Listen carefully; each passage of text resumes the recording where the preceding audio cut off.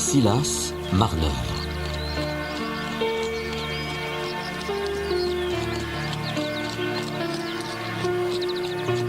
Silas Marner était un jeune homme pâle, avec des yeux proéminents et myopes. Il exerçait le métier de tisserand dans une petite ville du nord de l'Angleterre et appartenait à la confrérie des méthodistes. Sa conduite exemplaire et sa foi ardente inspiraient le respect. Parmi les membres de son église, il s'était lié d'amitié avec William Dane, jeune homme brillant, conscient de sa valeur et sûr de son salut. Aux yeux de Silas, William était parfait.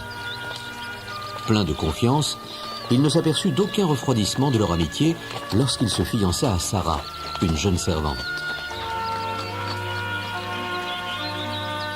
Pendant une réunion de prière, Silas tomba dans un état de rigidité et d'inconscience qui dura plus d'une heure. En cette fin de XVIIIe siècle, les explications surnaturelles étaient souvent préférées aux explications médicales. On prit donc sa catalepsie pour un état d'extase divine et la plupart de ses confrères lui adressèrent des témoignages de sympathie. Son ami William, en revanche, fit observer que cette extase ressemblait plutôt à une visite de Satan qu'à une preuve de la faveur divine. Silas en fut peiné. À cette époque, le diacre tomba gravement malade et chacun se relaya pour le veiller. Silas partageait souvent la garde de nuit avec William, qui venait le remplacer à 2 heures du matin.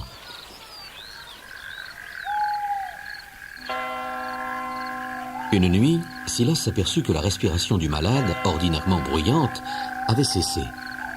Il constata que le diacre était mort. Ses membres étaient rigides.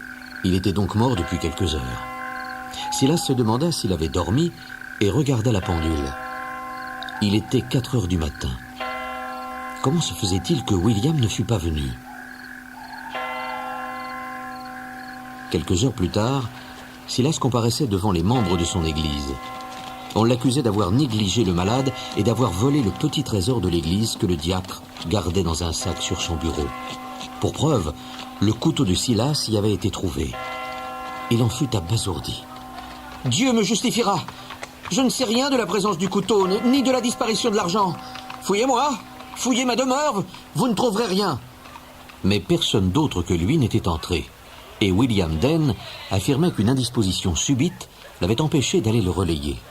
Silas se défendait.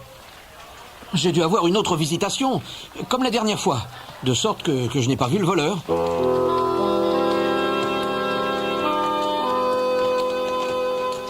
On perquisitionna chez lui, et William trouva le sac du trésor. Mais il était vide. Soudain, Silas se souvint que la veille, il avait prêté son couteau à son ami. Mais il se tut. En matière de justice, les habitudes des méthodistes étaient de se fier au jugement de Dieu en priant, puis en tirant au sort au moyen des versets de la Bible. Silas s'agenouilla avec ses frères, confiant que son innocence serait affirmée par une intervention divine, mais le tirage au sort conclut à sa culpabilité. Il fut solennellement dépossédé de son titre de membre de l'Église. Alors il fit face à William. « C'est à vous que j'avais prêté mon couteau. C'est vous qui avez volé l'argent et tramé ce complot. » William prétendit entendre dans cette accusation la voix de Satan, et il y eut un frisson d'horreur dans l'assistance.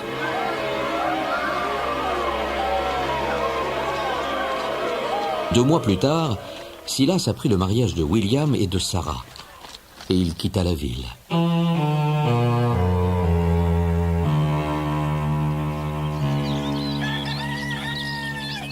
Ravelot était un village paysan prospère et isolé dans la riche plaine centrale que l'on nomme la joyeuse Angleterre. Silas Marner s'installa dans une maisonnette en pierre, non loin de carrières abandonnées, en dehors du village. Il vécut en solitaire et ne rechercha aucune compagnie. Silas était un étranger à Ravelot. Il était donc suspect. De plus, il exerçait un métier encore peu connu dans les campagnes, et son habileté manuelle était presque perçue comme une espèce de sorcellerie. Pour comble, quelques villageois avaient assisté à une de ces crises de catalepsie et en avaient été effrayés. On ne l'intégra donc pas, mais on le craignit quelque peu, et on le laissa vivre en paix. Le tisserand de la paroisse voisine venait de mourir, et les ménagères des environs eurent tôt fait de lui passer commande. Il se mit à travailler sans trêve ni repos, de l'aube jusqu'à la tombée de la nuit. Il semblait tisser comme l'araignée, d'instinct, sans réflexion. L'argent qu'il gagnait n'était plus destiné aux œuvres de charité ni à quelques personnes qui eussent son affection. Les pièces d'or s'accumulèrent donc, et il y prit un plaisir inconnu jusqu'alors. Le soir, son travail achevé, il les sortait de leur cachette pour les toucher, les admirer, les compter et les recompter. Ainsi, pendant 15 ans, les fonctions de tisser et d'accumuler formèrent toute son existence, et il n'eut pas d'autre but. Il ne parcourait les sentiers et les champs que pour chercher de l'ouvrage. Mais vers la Noël de la 15e année, un grand changement s'opéra pour la 2e fois dans sa vie, et son histoire se trouva mêlée de façon singulière à la vie de ses voisins. L'homme le plus important de Ravelot était le Squire Cass. Il possédait la plus grande maison, appelée la Maison Rouge, et il avait 2 fermes. Il était veuf et avait 2 fils. Dunstan, le cadet, était méchant et insolent. Il aimait l'alcool, le jeu et les chevaux. Godfrey, l'aîné, était généreux et aimable, mais sa faiblesse de caractère semblait l'entraîner sur les traces de son frère. S'il continuait ainsi, il n'obtiendrait pas la main de Miss Nancy Lamenter, car on voyait bien qu'elle le boudait depuis qu'il avait tant fait parler de lui à la Pentecôte de l'année dernière. Il s'était absenté plusieurs jours sans donner d'explication, et en était revenu bizarre et préoccupé. Ce jour-là, Godfrey se disputait avec son frère. Il avait détourné pour lui une somme d'argent destinée à leur père, et il lui fallait la remettre dans les caisses avant que ce dernier ne s'en aperçoive. Dunstan était quelque peu ivre. « remboursez vous-même. Je suis un si bon frère. Je pourrais vous faire déshériter si je disais à père comment son fils chéri a épousé Molly Warren et comment il est devenu très malheureux avec son épave de femme. Vous trouverez les 100 livres, j'en suis sûr. Vous n'avez qu'à vendre ou Wildfire. » Godfrey frémissait de colère. « Mais il me faut l'argent tout de suite. Montez-le à la chasse demain. Bryce et Keating y seront. Ils ne manqueront pas de vous faire des offres. Mais demain, je dois me rendre à la fête de Mrs. Osgood. La charmante Nancy y sera. Si Molly prenait un peu trop de drogue et vous rendait veuf, vous pourriez épouser Nancy, à condition bien sûr qu'elle ne sache rien de votre précédent mariage. Mais je garderai votre secret, parce que vous êtes si obligeant pour moi. Godfrey était piégé, et il le savait bien. Dunstan l'avait entraîné dans ce mariage avec cette jeune serveuse, et maintenant il le tenait. Si le fait d'être déshérité avait pu lui faire gagner Nancy, il aurait été prêt à tout avouer à son père.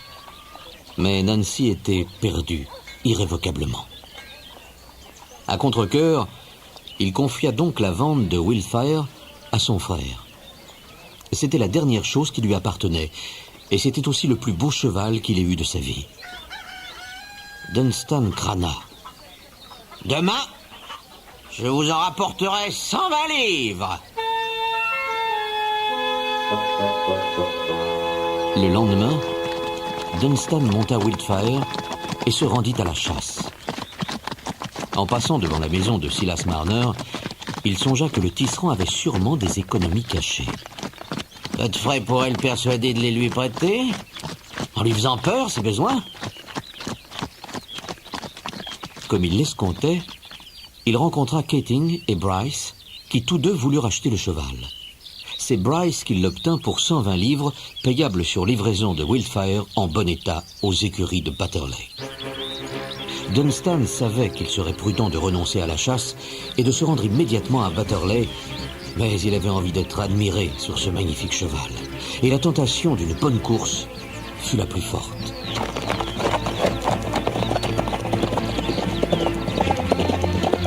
Il s'élança donc. Il avait pris du retard sur les chasseurs et s'en exaspérait. Il forçait son cheval et sauta les haies sans précaution. Il allait bientôt rejoindre la meute lorsque Wildfire rata un obstacle et s'empala. Dunstan fut jeté à terre, mais s'en sortit indemne. Le cheval, en revanche, expira. Personne n'avait vu sa chute, et il en fut soulagé. Il abandonna son cheval et prit le chemin du retour. Il venait de perdre 120 livres. Les économies de Marner devenaient donc sa priorité. Il était près de 4 heures et le brouillard arrivait. Cela faisait son affaire car il se serait senti humilié si quelqu'un de connaissance l'avait vu contraint de marcher à pied. Lorsqu'il approcha des carrières, le brouillard, joint à l'obscurité de la nuit, lui fit un rideau plus épais qu'il ne le désirait. Enfin, il aperçut de la lumière qui provenait de la maison de Marner. Le tisserand était absent. La porte n'était pas fermée à clé. Il entra, obsédé par une seule question, où était l'argent? Les paysans avaient d'ordinaire 3 cachettes, le chaume, le lit et un trou dans le sol. La maison de Marner n'avait point de chaume. Le lit fut inspecté et enfin Dunstan trouva le trou dans le sol. Vivement, il enleva les sacs d'or, referma la cachette et se sauva. La pluie et l'obscurité étaient devenues plus intenses. Les bras chargés du trésor volé, il se hâta et s'enfonça dans les ténèbres. Silas Marner arriva peu après. Dès qu'il se fut réchauffé, et tandis que son dîner cuisait, il eut envie d'admirer ses pièces d'or. Il ouvrit donc sa cachette. La vue du trou vide lui fit bondir le cœur. Son trésor avait disparu. Il ne s'était absenté qu'un court moment. Le voleur ne pouvait pas être loin. Mais lorsqu'il ouvrit sa porte, la pluie lui cingla le visage. Impossible de découvrir des traces de pas par un temps pareil. Il fallait alerter les villageois. Éperdu, il courut vers l'auberge de l'Arc-en-Ciel où la plupart des hommes se retrouvaient le soir. Lorsqu'il entra, les conversations se turent. Trempé et essoufflé, Silas ressemblait à un revenant. L'aubergiste se ressaisit le premier. « Maître Marner, que vous est-il arrivé ?»« Volé. J'ai été volé. Je veux parler au garde, au juge, au Squire Cass. » Lorsqu'il fut un peu calmé, il raconta son histoire devant un auditoire attentif et compatissant.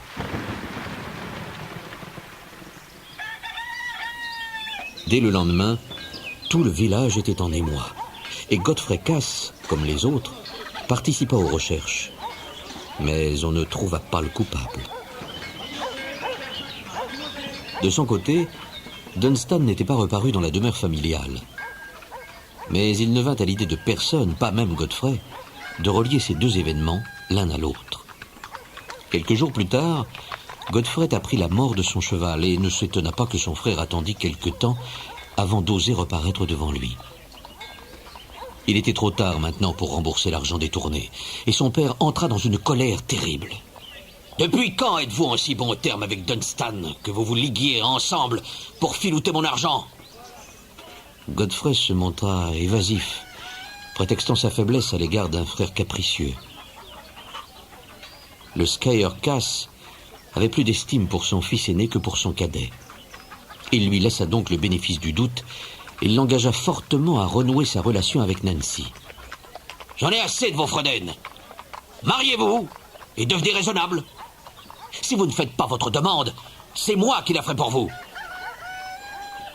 Les semaines s'écoulèrent et l'émotion suscitée par le vol diminua. Dans la famille Cass, on ne parla plus de Dunstan et le Squire était bien décidé à lui fermer sa porte s'il osait revenir. De son côté, Silas Marner ne se remettait pas de la perte de son trésor. Pourtant, sa mésaventure lui avait attiré la compassion des villageois qui venaient le voir, écoutaient patiemment ses plaintes et lui apportaient leur réconfort. Parmi eux, il y avait Madame Winthrop, la femme du charron. C'était une femme douce et patiente, avide de devoirs à accomplir. Un dimanche, elle vint offrir à Silas ses consolations, accompagnée d'un petit présent de galettes. Elle tenta de le décider de venir à l'église à Noël pour y chercher la paix et la résignation qui lui manquaient. Mais il refusa. Silas Marner resta donc seul le jour de Noël. La neige se mit à tomber et il passa toute la longue soirée assis dans sa maison, ne songeant à fermer ni ses volets, ni sa porte, tenant sa tête dans ses mains et gémissant sur son or disparu.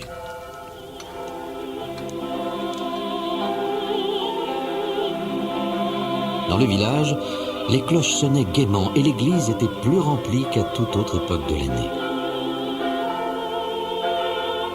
Mais il fallut attendre le jour de l'an pour assister à la plus belle fête de l'hiver, car le Skyarkas recevait à cette occasion toute la haute société de Ravelot et de Tarley.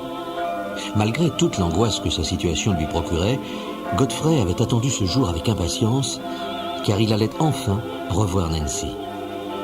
Nancy Lamethère était vraiment la plus belle jeune fille des environs. Elle avait reçu une éducation simple, mais ses manières et ses pensées étaient délicates. Elle n'était pas insensible au charme de Godfrey, mais l'attitude étrange de ce dernier la refroidissait. Au dîner, elle rougit légèrement lorsqu'il s'avança pour la faire asseoir à côté de lui. Les conversations allaient bon train et le skieur, qui jugeait sans doute que son fils ne se montrait pas suffisamment empressé auprès de la jeune fille, ne tarissait pas d'éloges à son propos. Tandis que les couples se formaient et que l'ambiance devenait de plus en plus joyeuse et légère, la femme de Godfrey, portant un enfant dans les bras, longeait d'un pas lent et incertain les chemins pleins de neige de Ravelot. Godfrey lui avait déclaré qu'il aimerait mieux mourir que de la reconnaître pour sa femme. Et elle avait prémédité sa vengeance. Elle arriverait en pleine fête, vêtue de ses haillons et portant cet enfant qui avait les yeux et les cheveux de son père. Elle se présenterait au skieur comme la femme légitime de son fils aîné. Elle savait bien que si elle était dans cet état misérable, ce n'était pas l'indifférence de son mari qu'il fallait accuser, mais ce démon de l'opium dont elle subissait l'esclavage. Mais elle ne pouvait s'empêcher de tourner son amertume contre Godfrey. Il était 7 heures du soir quand elle arriva à une faible distance de Ravelot. Elle était fatiguée et ne connaissait qu'un remède à sa lassitude. Elle hésita un moment, puis vida le noir contenu de sa fiole. Elle reprit sa marche dans le vent glacial, mais l'engourdissement gagnait. Elle se laissait tomber contre un genêt en gardant serrée contre elle la fillette qui dormait. Mais la torpeur complète arriva enfin et ses bras se détendirent. Alors l'enfant perdit l'appui du sein maternel et les yeux bleus s'ouvrirent tout grands. Elle tenta de regagner son doux nid, mais glissa dans la neige. Tout à coup, ses yeux furent attirés par une traînée de lumière brillante qui glissait sur la terre blanche. Elle voulut la saisir, mais le rayon ne se laissa pas prendre et elle trottina dans son sillage. Elle arriva ainsi jusqu'à la porte de Marner et alla droit au foyer où brûlait un beau feu. Marner avait étendu sur le sol un vieux sac pour le faire sécher. Il était à présent chaud et sec. La fillette s'y installa, gazouilla un moment, puis s'endormit. Pendant ce temps-là, Marner était sur le pas de sa porte ouverte, mais ne voyait pas l'enfant. Il était allé écouter les cloches annoncer le départ de l'année. Et là, il avait été pris d'une crise de catalepsie et était resté comme une statue, les yeux fixes, incapable d'opposer la moindre résistance à ce qui aurait pu venir de bon ou de mauvais.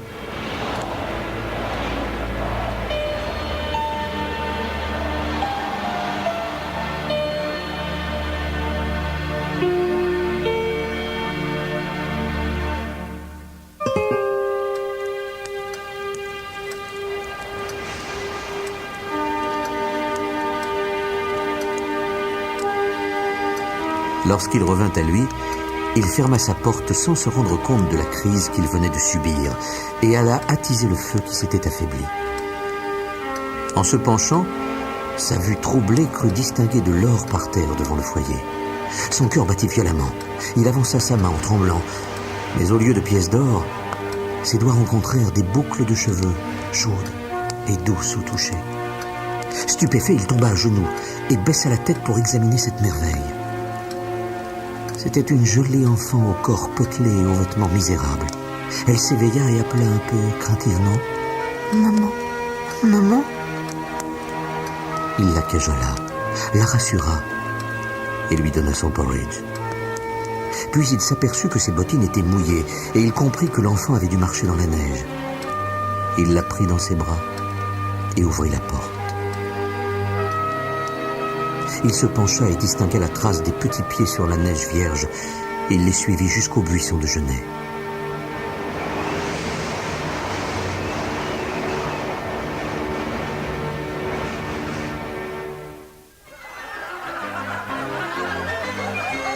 À la Maison Rouge, la fête battait son plein et Godfrey observait les danseurs, subjugué par la beauté de Nancy, lorsque son regard s'arrêta soudain sur une vision saisissante. Son enfant était là, dans les bras de Marner. Plusieurs personnes déjà allaient à leur rencontre. Pâle et tremblant, il se joignit à eux. Marner était intimidé. « Je viens chercher le docteur. C'est pour une femme. Elle est morte, je crois, dans la neige, non loin de ma porte. » Godfrey sentit son cœur battre violemment. Il ne put s'empêcher de souhaiter que cette femme fût réellement morte. On proposa à Marner de laisser l'enfant, mais il réagit violemment. « Non, je ne peux pas m'en séparer. Elle est venue à moi, j'ai le droit de la garder. » Sa réponse étonna autant les convives que Silas lui-même. Une minute auparavant, il n'avait aucune intention précise au sujet de l'enfant. La fillette se mit à pleurer et s'accrocha à lui. Le docteur Kimball était contrarié d'être dérangé en pleine festivité. « Qu'on aille chercher Dolly Winthrop, c'est elle qui me rendra le plus service. » Godfrey avait besoin d'être actif, et il alla lui-même chercher Madame Winthrop. Puis il attendit fébrilement devant la maison de Marner, tandis qu'on s'occupait de Molly. Le temps lui parut une éternité. Et enfin le docteur sortit. « Mais elle est morte depuis des heures. Ça doit être une vagabonde. On l'emportera demain à l'asile des pauvres. » Godfrey essaya de maîtriser son trouble et entra dans la maison. Il ne regarda Molly qu'une seconde, puis se tourna vers Marner qui berçait l'enfant dans ses bras. Elle était calme, et ses grands yeux regardèrent son père sans le reconnaître. Godfrey en fut à la fois soulagé et jaloux lorsqu'il la vit se détourner de lui et fixer le visage du tisserand, dont elle se mit à caresser le visage. « Vous remettrez l'enfant à la paroisse demain ? Est-ce qu'on m'y obligera ? Vous voudriez la garder ? Je la garderai jusqu'à ce que quelqu'un me prouve qu'il a le droit de me la prendre. Sa mère est morte et elle n'a sans doute pas de père.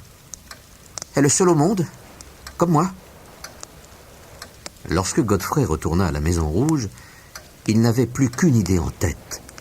Il allait pouvoir demander Nancy en mariage. Il ne craignait pas que Molly fût reconnue. À cette époque, on ne faisait guère d'enquête sérieuse et les nouvelles ne se répandaient pas bien loin. Seul Dunstan pourrait le trahir. Mais s'il revenait, il achèterait son silence. Il veillerait à ce que l'enfant ne manquât de rien. Il ferait tout pour elle, sauf la reconnaître.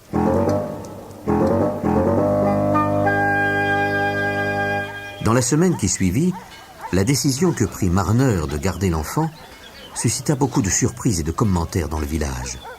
Il reçut des témoignages de sympathie, surtout de la part des femmes. S'il lui avait fallu exprimer ses sentiments, tout ce qu'il aurait pu dire, c'est que l'enfant était venu à la place de Laure, que Laure était devenue l'enfant. La petite fille fut baptisée Hepzibah, du prénom de la mère de Silas. Mais dès le premier jour, on la surnomma Epi. À cette occasion, Marner parut pour la première fois à l'église de Ravelot. Il ne savait qu'une chose. Ce qu'il faisait était pour le bien de l'enfant. Ainsi, au fil des semaines, puis des mois, Epi créa de nouveaux liens entre Silas Marner et les gens du village. Elle réclamait des soins constants et avait sans cesse de nouveaux désirs. Elle aimait le bruit, le mouvement, essayait tout et attirait la sympathie de tous. Il l'emmenait dans la campagne, lui faisait découvrir les fleurs et les papillons qu'il ne voyait plus lui-même depuis tant d'années. À mesure que l'intelligence de l'enfant se développait, l'intelligence et la curiosité du père adoptif se réveillaient. Godfrey Cass suivait avec un vif intérêt le développement prospère d'Epi. Il n'osait rien faire qu'on pût attribuer à un autre sentiment que celui de la bienveillance d'un jeune skieur pour l'enfant adoptif d'un pauvre homme. Il se bornait à lui offrir de petits présents lorsque l'occasion se présentait. Eppie était heureuse et en bonne santé. Il était donc pleinement rassuré. Dunstan n'avait pas reparu. L'opinion publique disait qu'il s'était peut-être fait soldat, mais personne n'osait approfondir un sujet si délicat pour une famille honorable. Godfrey allait épouser Nancy Lammeter, et il se concentrait sur son bonheur.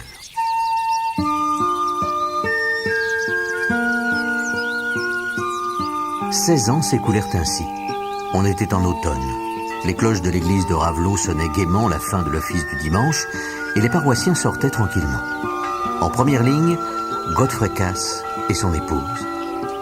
Il avait pris un peu d'embonpoint, mais gardait son œil vif. Nancy avait une beauté faite de maturité et de sérénité. Il n'avait pas eu d'enfant et Godfrey en souffrait plus que son épouse. 6 ans auparavant, il avait voulu adopter Eppie, mais Nancy s'y était opposée. Quand une chose ne doit pas arriver, c'est un devoir de renoncer même au désir de la voir se réaliser. Cet enfant a été envoyé au tisserand et elle est heureuse auprès de lui. C'est la volonté de Dieu. Il avait peur de la perdre et n'avait pas osé lui révéler la vérité. Sortant de l'église, loin derrière eux, il était impossible de ne pas reconnaître Silas Marner. Ses gros yeux bruns semblaient voir un peu plus loin, comme il arrive au myope avec l'âge. Il n'avait que 55 ans, mais son dos était voûté et il semblait fatigué. À son bras se tenait tendrement une jolie jeune fille de 18 ans, aux boucles blondes. Grâce à l'aide généreuse de Godfrey Cass, la maison de Silas Marner s'était agrandie et meublée. Tout y était propre et coquet. Après le repas, Eppie se dépêcha de tout remettre en ordre et rejoignit son père qui fumait la pipe au soleil.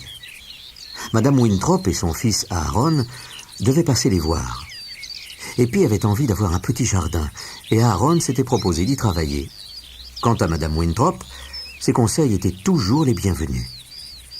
Silas n'avait rien caché à Eppie de son histoire et il lui avait donné l'alliance qu'on avait ôtée du doigt amaigri de sa mère. Souvent, elle regardait la bague et se demandait pourquoi sa mère était morte dans une pareille détresse. Mais elle pensait rarement à son vrai père. N'en avait-elle pas un tout près d'elle, et qui avait pour elle plus d'affection que les vrais pères du village ne semblaient en avoir pour leur fille? Père, nous ferons une clôture de pierre tout autour du jardin et nous y intégrerons le buisson de genêt. Il se trouvera juste à l'angle. Je planterai au pied des personnels et des crocus. Aaron dit qu'ils ne meurent pas et qu'ils se reproduisent vite. Bien sûr, mon enfant, nous ne laisserons pas le genêt en dehors du jardin. Père, seriez-vous d'accord pour que je me marie? Silas eut un tressaillement presque imperceptible. Mais il sentait qu'il s'affaiblissait et souhaitait que sa fille eût quelqu'un pour la protéger lorsqu'il ne serait plus là. Comment, Eppie, vous songez à vous marier? Seulement depuis qu'Aaron m'en a parlé. Et vous pensez l'accepter? Ah oui, un jour ou l'autre. Il veut que nous vivions tous ensemble. Et de toute façon, je ne veux pas vous quitter. Il dit qu'il sera un vrai fils pour vous. Tiens, les voilà qui arrivent. Allons à leur rencontre. Cet après-midi-là, Godfrey Cass partit faire un tour du côté des carrières. Il avait acheté des terres pour y installer une laiterie et avait entrepris leur drainage, car elle était emplie d'eau depuis des années. Lorsqu'il revint quelques heures plus tard, il était livide et se laissa tomber sur une chaise. « Nancy, on vient de retrouver le corps de mon frère Dunstan, son squelette. La grande carrière s'était vidée et il est là, depuis 16 ans. Oh, il a dû tomber. On voit sa montre, son cachet, son fouet et tout l'argent volé à Silas Marner. Mon frère est l'homme qui a volé Silas Marner. » Godfrey était accablé, bouleversé. Le secret qu'il gardait dans son cœur depuis si longtemps lui parut tout d'un coup trop lourd à porter. Tout se découvre un jour ou l'autre, Nancy. Lorsque je vous ai épousée, je vous ai caché quelque chose. D'une voix tremblante, il raconta toute son histoire. Nancy avait les yeux baissés. Elle était pâle et calme. Lorsqu'il eut terminé, elle leva les yeux sur son mari. « Si seulement vous m'aviez dit cela, il y a 6 ans, nous aurions pu faire, enfin, au moins en partie, notre devoir envers cet enfant. Croyez-vous donc que j'aurais refusé de la prendre, sachant qu'elle était votre fille? Si nous l'avions su dès le début, si vous l'aviez réclamée comme vous deviez le faire, elle m'aurait aimé comme sa mère. Et vous auriez été plus heureux avec moi. » Godfrey comprit combien il s'était trompé. Il n'avait pas su apprécier à sa valeur la femme auprès de laquelle il vivait depuis tant d'années. « Pourrez-vous jamais me pardonner ?» Le tort que vous m'avez fait n'est que peu de choses. Vous l'avez bien réparé depuis 15 ans que vous êtes bon pour moi. Mais il y a le tort fait à une autre, et qui, je le crains bien, ne pourra jamais se réparer complètement. Nous pouvons prendre épi maintenant. Je ne crains plus la vérité. Je veux être franc et ouvert le reste de ma vie. Ce sera bien différent de la prendre aujourd'hui qu'elle est grande. Mais c'est votre devoir de la reconnaître et de subvenir à ses besoins. J'agirai de mon mieux vis-à-vis d'elle, et je prierai Dieu de lui donner un peu d'affection pour moi. Eh bien, nous irons ensemble chez Silas Marner, ce soir même. Ce soir-là, Eppie et Silas étaient seuls dans leur maisonnette. Le tisserand venait de vivre de violentes émotions, et il avait besoin d'un peu de calme. L'or retrouvé était sur la table, rangé en piles régulières, comme il le rangeait à l'époque où c'était sa seule joie. « Cet argent m'a été enlevé, et il nous revient au moment où il peut vous être utile. C'est merveilleux. » À ce moment, on frappa à la porte. Eppie alla ouvrir et rougit en voyant monsieur et madame Cass. Elle fit une petite révérence. Godfrey était embarrassé. « Nous vous dérangeons bien tard. » Eppie leur offrit des sièges et se tint debout à côté de Silas. D'une voix qu'il cherchait à affermir, Godfrey commença par parler du vol. « C'est un membre de ma famille qui vous a causé ce dommage et je tiens à le réparer par tous les moyens possibles. » Mais Silas Marner ne voulait aucun dédommagement. Godfrey Cass avait toujours été généreux pour eux, et il n'était pas responsable des actes de son frère. Après beaucoup de détours, Godfrey aborda le vrai sujet de sa visite. « Eppie ne paraît pas faite pour une vie pénible. Vous aimeriez sans doute la voir bien soignée par des personnes qui pourraient lui laisser de la fortune et en faire une dame. » Marner rougit légèrement. Il était blessé et inquiet. Je ne comprends pas ce que vous voulez dire. Comme vous le savez, nous n'avons pas d'enfants. Personne ne profite de notre bien-être. Nous aimerions adopter Eppie. Mais elle viendrait vous voir souvent. Et nous ferons tout pour vous rendre la vie douce. Eppie se tenait contre son père. Elle sentit qu'il tremblait violemment. Il resta silencieux quelques instants, puis dit d'une voix faible.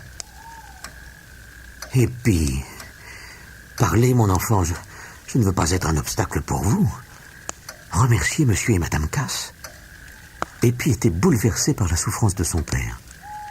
« Je vous remercie, mais je ne peux quitter mon père, ni m'attacher à personne plus qu'à lui. » Silas réprima un sanglot et prit la main de sa fille. Godfrey ne s'attendait pas à cet obstacle. « Mais j'ai des droits sur vous, et puis les droits les plus forts. Je suis votre père. » Eppie tressaillit violemment et devint pâle. Silas, au contraire, soulagé par la réponse d'Eppie, se rebella. « Alors, monsieur, pourquoi n'avez-vous pas dit cela il y a 16 ans et n'avez-vous pas réclamé avant que je m'y sois attaché? Vous l'avez repoussée et Dieu me l'a donnée. Vous n'avez plus aucun droit sur elle. » La colère monta entre les deux hommes. Silas évoqua le passé, le présent et l'amour partagé. Godfrey, lui, évoqua l'avenir brillant qu'il voulait offrir à Eppie et dont Silas allait la priver par égoïsme. À cet argument, Silas abdiqua. C'était à Eppie de décider. « Vos propositions sont bien au-dessus de mes désirs, car il n'y aurait plus de plaisir pour moi s'il me fallait quitter mon père. Ma place est auprès de lui et personne ne viendra jamais nous séparer. Il m'est impossible de sentir que j'ai un autre père que lui, puisque c'est avec lui que je vis depuis toujours. J'ai toujours rêvé d'un petit intérieur où il aurait sa place au coin du feu et où je le soignerais de mon mieux. Je n'ai pas été élevée pour être une dame et je n'en ai nulle envie. J'aime les ouvriers et leur manière de vivre. Et d'ailleurs, je suis promise à un ouvrier qui demeurera avec mon père et m'aidera à bien le soigner. Godfrey suffoquait. Allons-nous-en. Nancy se leva. Nous désirons votre bonheur, mon enfant. Le vôtre aussi, Marner. Nous reviendrons vous voir. Lorsque le couple regagna la Maison Rouge, Godfrey s'effondra sur un siège. C'est bien fini. Nancy saisit la main qu'il lui tendait et l'embrassa. Hélas, oui. Il serait mal de la forcer à venir chez nous, malgré elle.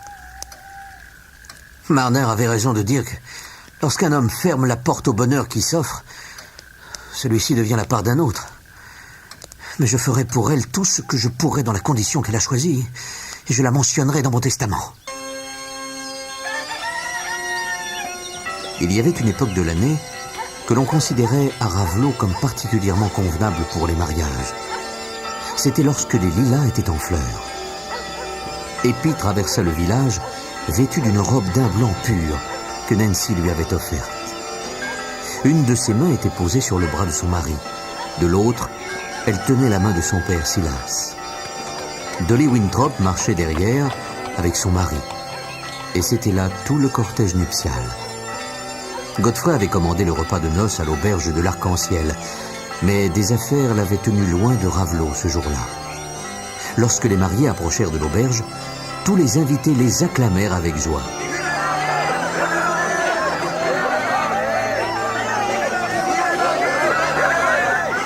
Epi serra la main de Silas. Oh, père, je crois que personne au monde ne pourrait être plus heureux que nous.